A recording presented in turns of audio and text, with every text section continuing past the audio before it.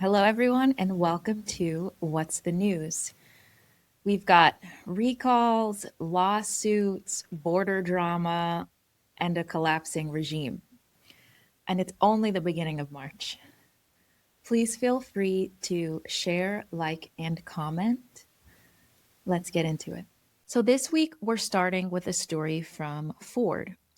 Ford has issued a safety recall for 4.4 million cars in the US because of a software defect related to their integrated trailer module that can disable trailer lights and trailer brakes.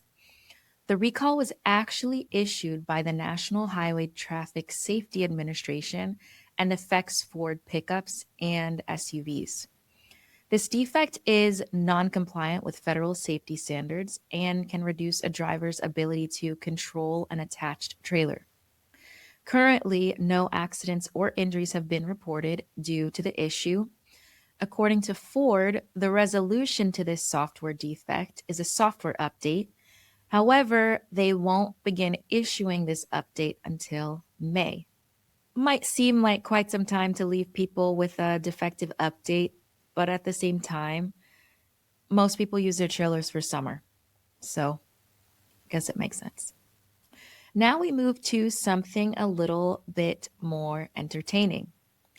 There is a product that has been voluntarily recalled because it is found to contain an ingredient that is also found in a maybe common or not so common household drug. The product being recalled is Boner Bears branded chocolate syrup because it contains the drug sildenafil and it was not listed in the ingredients. What is sildenafil, might you ask? It's an active ingredient found in Viagra.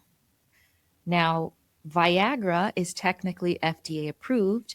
However, this drug needs to be under licensed medical supervision because it can lower blood pressure to dangerous levels, especially if someone is taking them with nitrates, which are commonly prescribed to people who may be challenged with diabetes, high blood pressure, high cholesterol, or heart disease.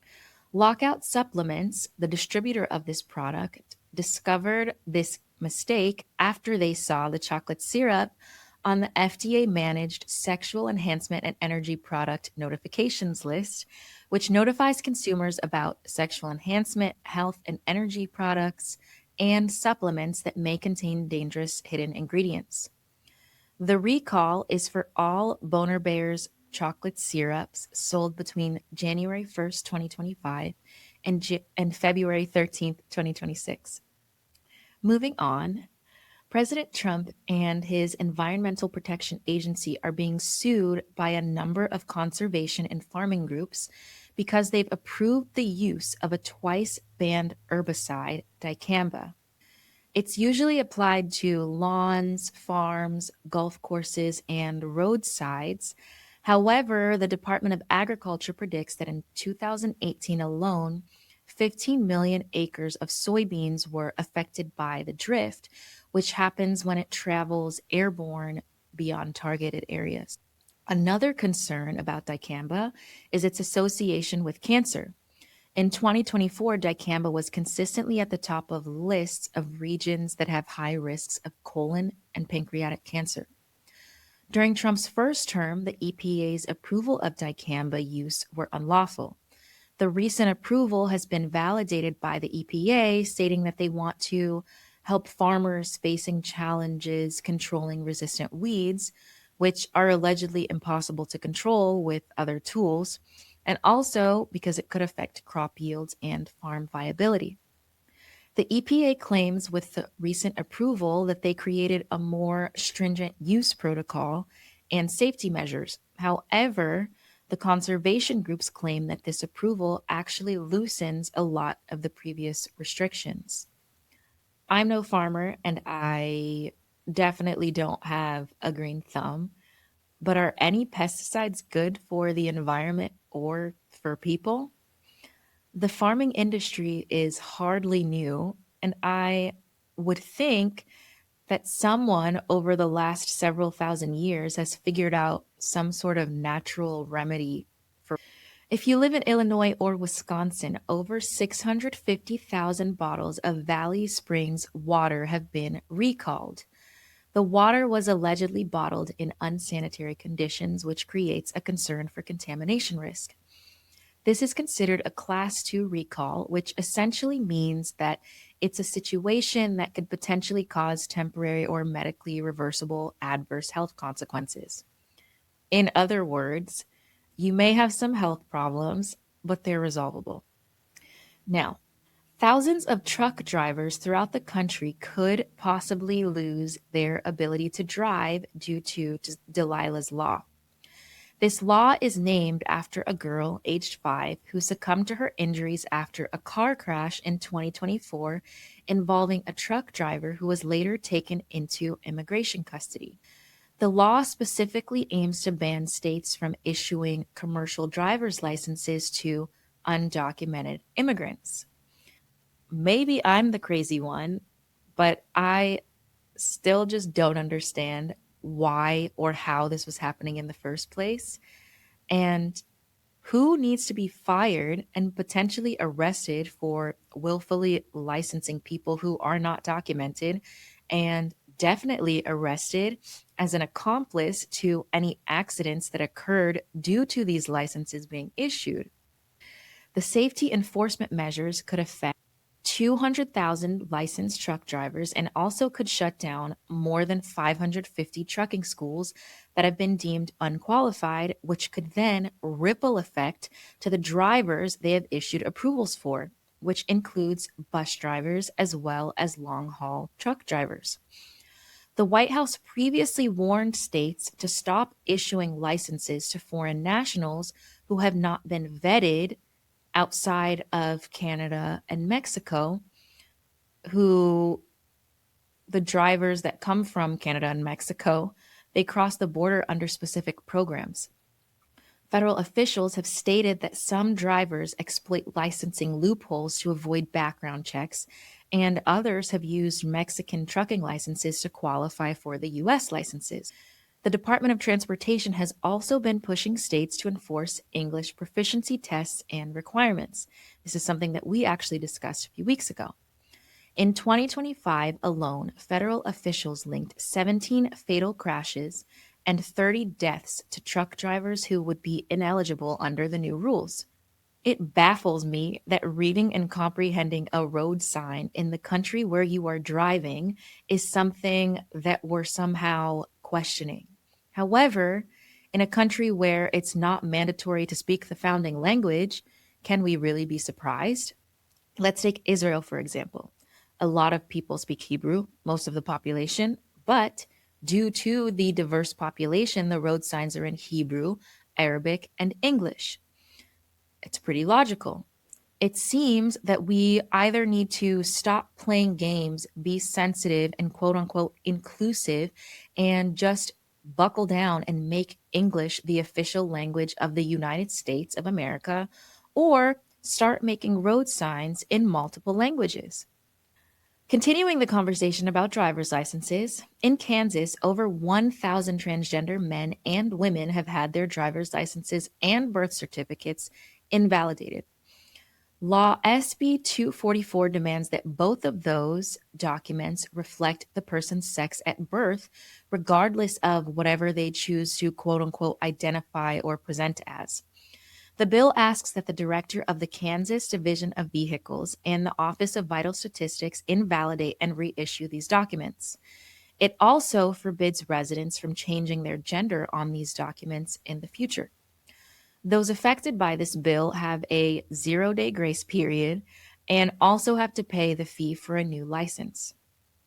In addition to affecting documentation, the new law also bans transgender people from using bathrooms and locker rooms that do not match their sex assigned at birth. So, the whole transgender conversation seems to keep looping itself back around, but hopefully it's going to be done soon. And, one of the biggest issues with this trans movement is that somehow the same women that claim to be feminists also support men making a caricature out of women. And I'm not the first person to say this. And some people might also say all parties involved are confused because obviously neither of them really knows what it actually means to be feminine or to be a woman.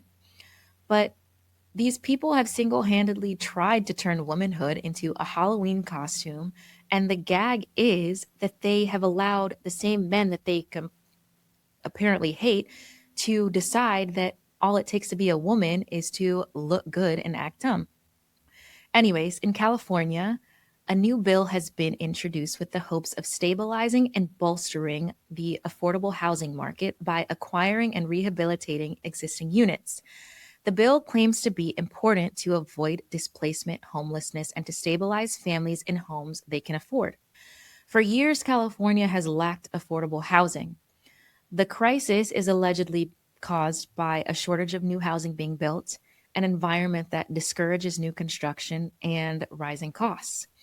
If this bill is passed, it would create the Community Anti Displacement and Preservation Program, which would finance the acquisition and rehabilitation of housing units.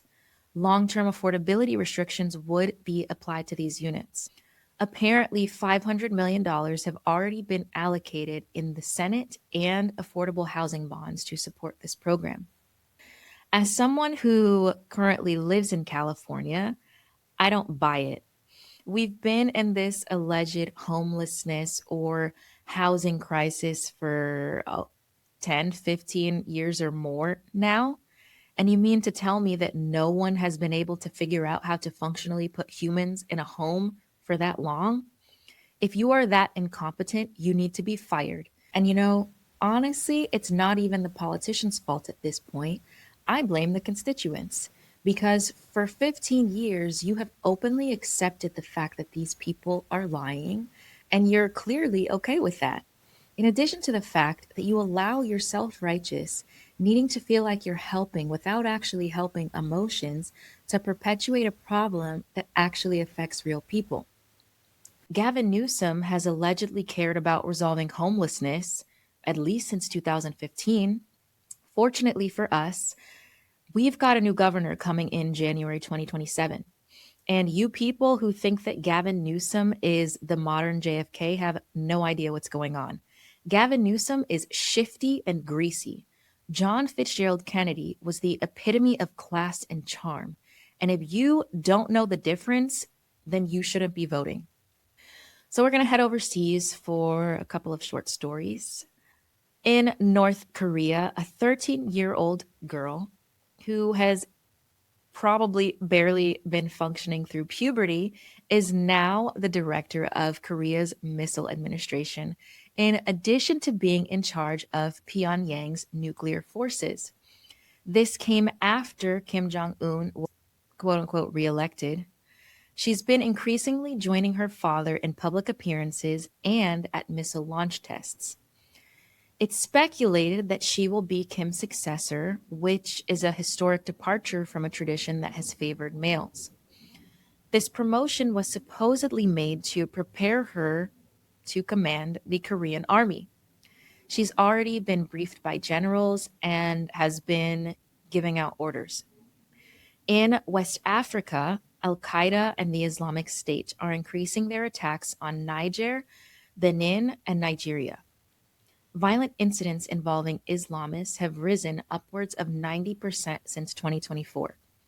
Over the last decade, governments and foreign militaries have been struggling to contain jihadist groups. Fighters aligned with Al Qaeda and the Islamic State have deepened their presence in the region, increasing risk for civilians. Nigeria has been battling Islamic groups for over 15 years, but recently Al Qaeda and the Islamic State have increased their presence and they're becoming more active in the Northwest, which has led to widespread political instability. Islam has infiltrated much of the Middle East and a lot of the north of Africa at this point, and also much of Europe. So hopefully we haven't lost New York, but patterns don't lie. So now we're just going to go ahead and shift to Iran. Obviously, everyone by now knows that the US and Israel started a war against Iran on February 28th, or March 1st, depending on your location at the time. Everyone knew it was coming, and it was only a matter of when. This war has been built up so much over the last few months. Some Americans were convinced that Bibi was somehow forcing Trump into this war. And frankly, it doesn't really make sense because Trump has been labeled and allegedly qualified as a narcissist. And if he is actually a narcissist, why would he care what Bibi wanted? He would just do whatever it is that he felt like doing.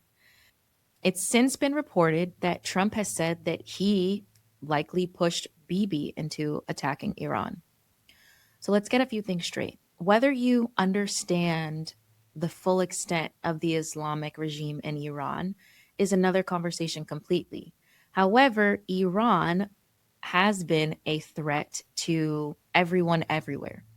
When you hear the phrases death to Israel, death to America, death to the West, what is it that you think that that means?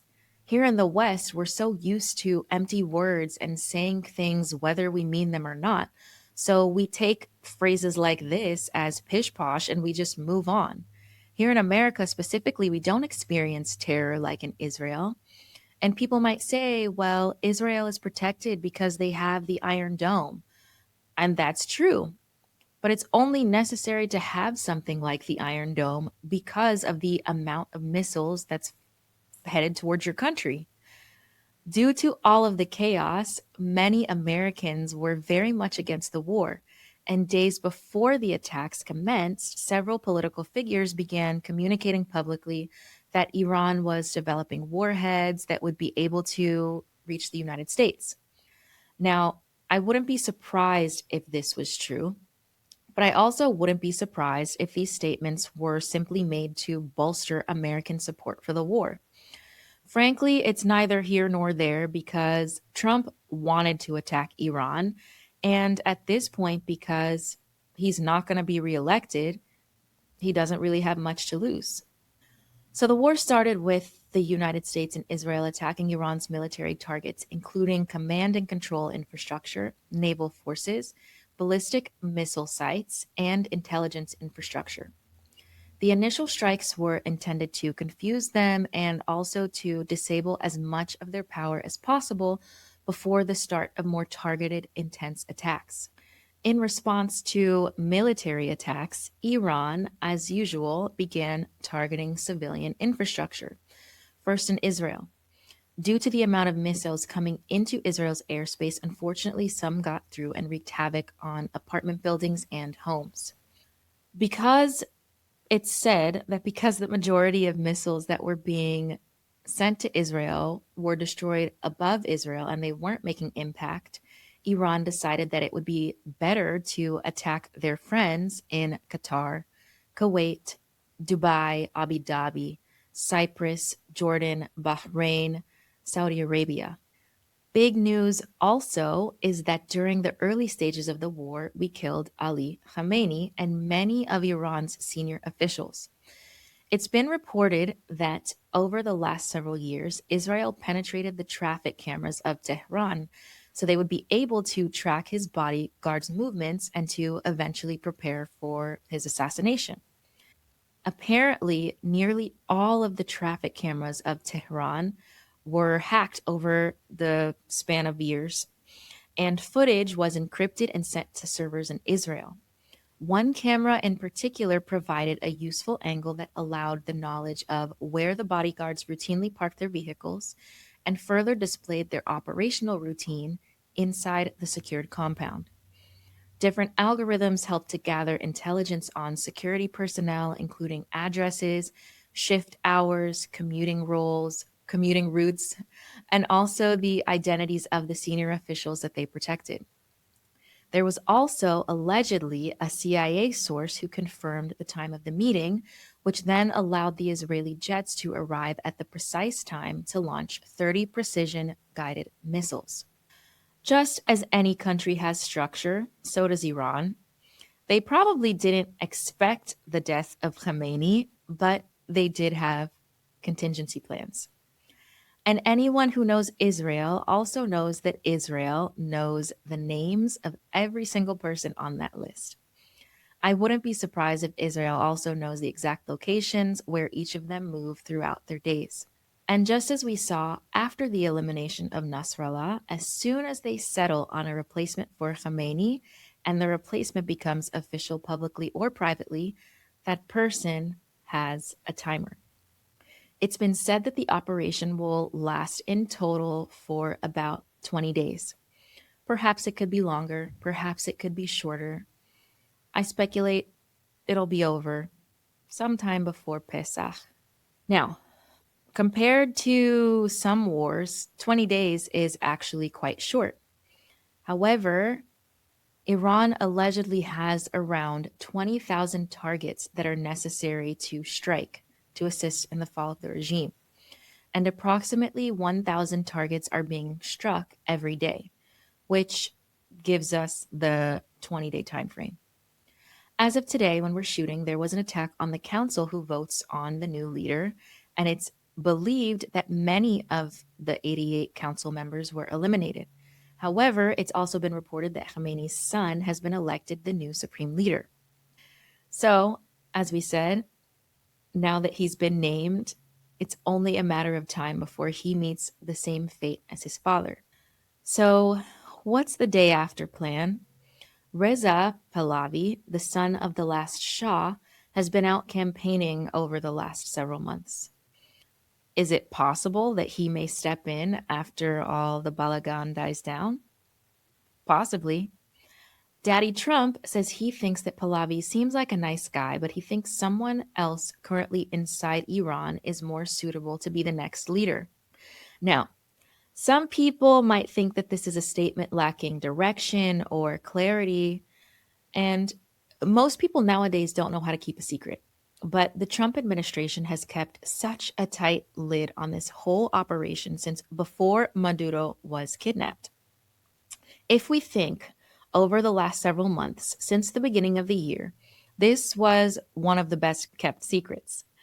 Netanyahu meeting with Trump at Mar-a-Lago for New Year's was a pregame. Who doesn't love a quickie before the big shebang? Then came the quote unquote back and forth. Maybe we'll attack them. Maybe we won't attack them. Meanwhile, sending all of this military infrastructure to the Middle East. I think they'll take the deal. All of the statements, all of the press releases, all of the doubt that was cast, all on purpose. And after all of this, they definitely know who they would like to see leading Iran. To do all this work and then have other countries throughout the Middle East attacked, and then to be stuck looking foolish, not knowing who's going to step in. If you think that they don't know, you haven't caught up just yet. Trump saying he thinks there's something inside Iran is giving us exactly the answer. They've already vetted people and they already know how to assist the Iranian people in placing this person into power. And all over the world, so many people are celebrating. Millions of Iranians have been displaced over the last 47 years. This is a moment of divine peace for all of those people, for all of the people who had to flee Iran, for all of the people who hoped that they would be able to make it back to their homes and have since died, for all of the people who have connections to a land where soon, hopefully, they'll be able to visit. I can only imagine the overwhelming feelings that Iranians all around the world are experiencing. Meanwhile, in Israel and everywhere else, it's Purim, and Israelis are doing what we do best. Lichot besimcha tamid. Thank you all so much for joining as usual. It's always a pleasure, and we'll see you on the next one.